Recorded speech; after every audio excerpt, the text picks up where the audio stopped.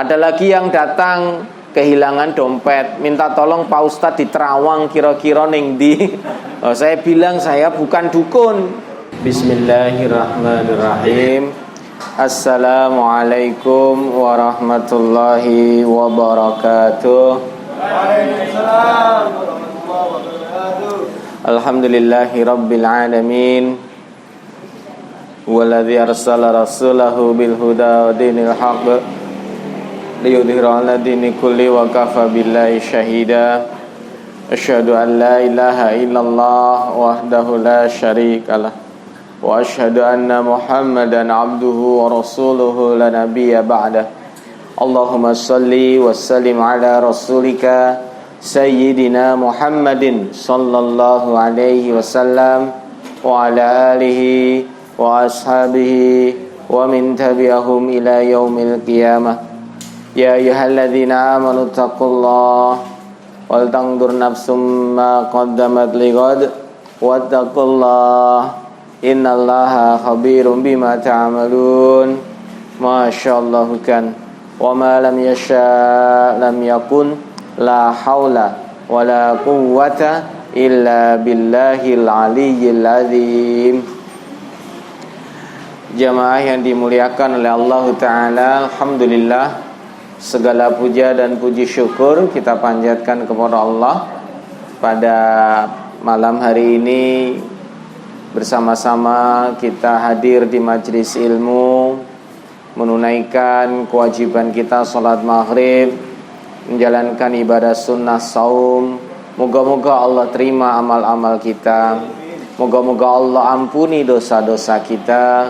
Moga-moga Allah tinggikan derajat kita. Dan moga-moga kita semua menjadi ahlul jannah. Amin Allahumma amin ya rabbal alamin. Bapak Ibu jamaah yang dimuliakan oleh Allah Ta'ala, marilah bersama-sama kita selalu mengingat perjalanan kehidupan kita, bahwa sebaik-baik bekal menuju kepada Allah adalah takwa.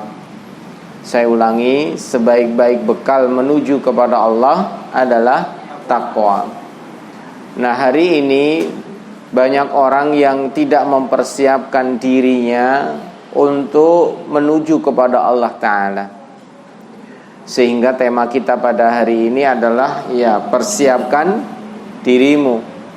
Apa yang sudah kita persiapkan untuk menuju kepada Allah Ta'ala. Ada pertanyaan dari sahabat Nabi Abdullah bin Umar radhiyallahu an kepada baginda Nabi sallallahu alaihi wasallam. Pada waktu itu beliau ditanya, Rasulullah ditanya, "Ya Rasulullah, siapakah orang yang paling utama?"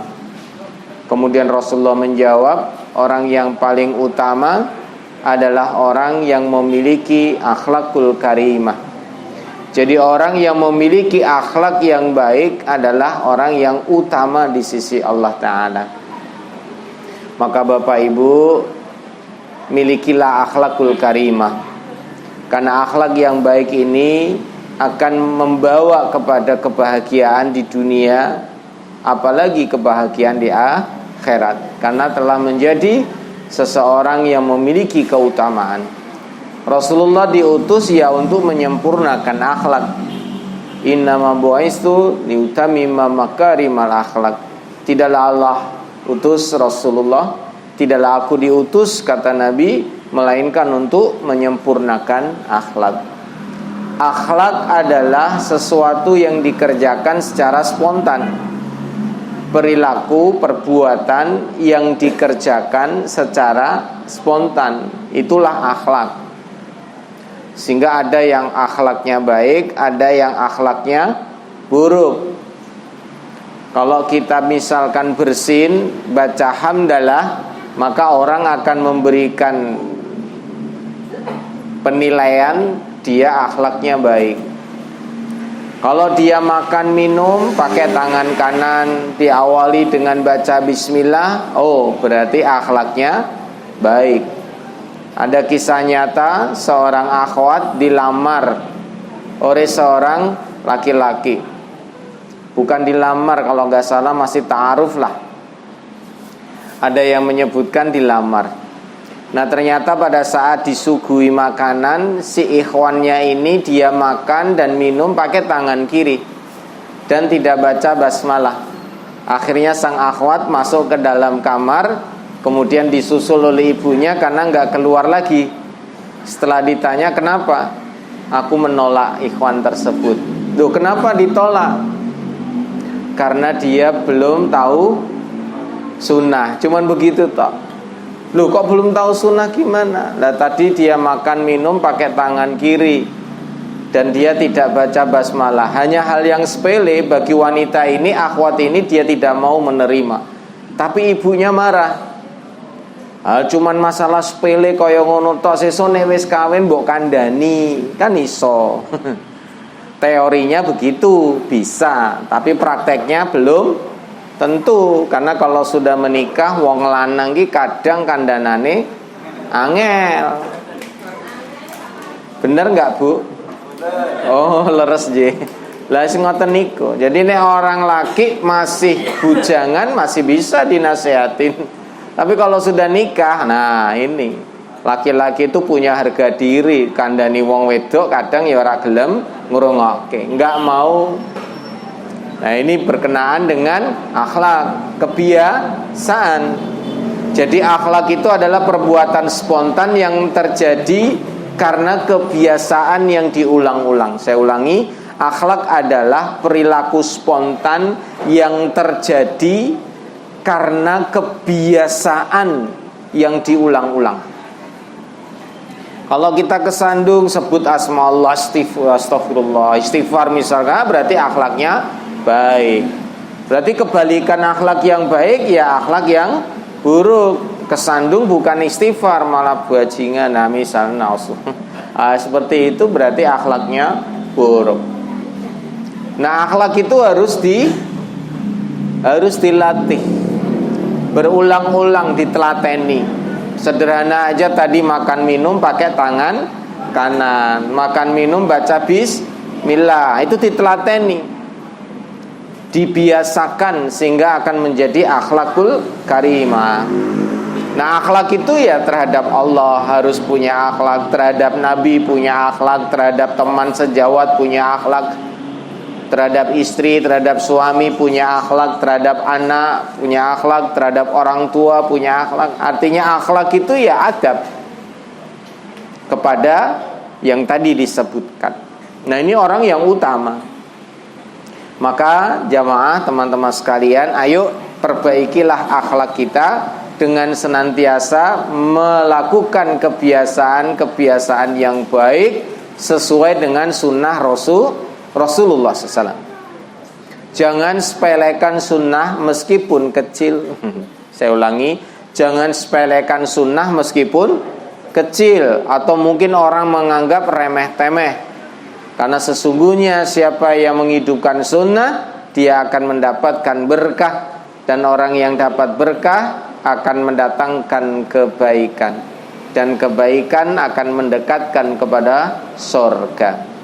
Saya ulangi, barang siapa yang menghidupkan sunnah, berarti dia melakukan itu niatnya karena ngikuti sunnah, maka insya Allah dapat berkah. Nah kalau dia dapat berkah, ziyadatul khair, bertambah kebaikan, Allah akan curahkan kebaikan kepadanya. Dan kebaikan itu akan mendekatkan dia kepada surga. Antum semua, panjenengan semua hari ini puasa Yaumul Bid, puasa hari Senin, dalam rangka apa? Menghidupkan sunnah. Maka insya Allah dapat berkah. Nah, kita makan baca bismillah, menghidupkan sunnah. Makan tangan kanan dengan baca bismillah, insya Allah sunnah. Baca doa di setiap aktivitas sunnah. Dan lain sebagainya. Meskipun mungkin orang menganggap kecil atau remeh-temeh, tapi nilainya di sisi Allah tinggi pahalanya. Belum lagi sunnah-sunnah yang memang ada tempat dan waktu tertentu. Yang ini mesti lebih istimewa.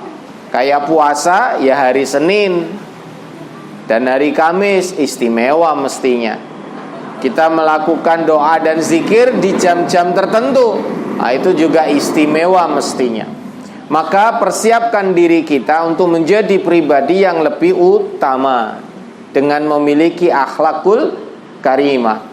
Dan akhlak itu bisa dimiliki dengan membiasakan diri dengan hal-hal yang baik sesuai sunnah Nabi SAW.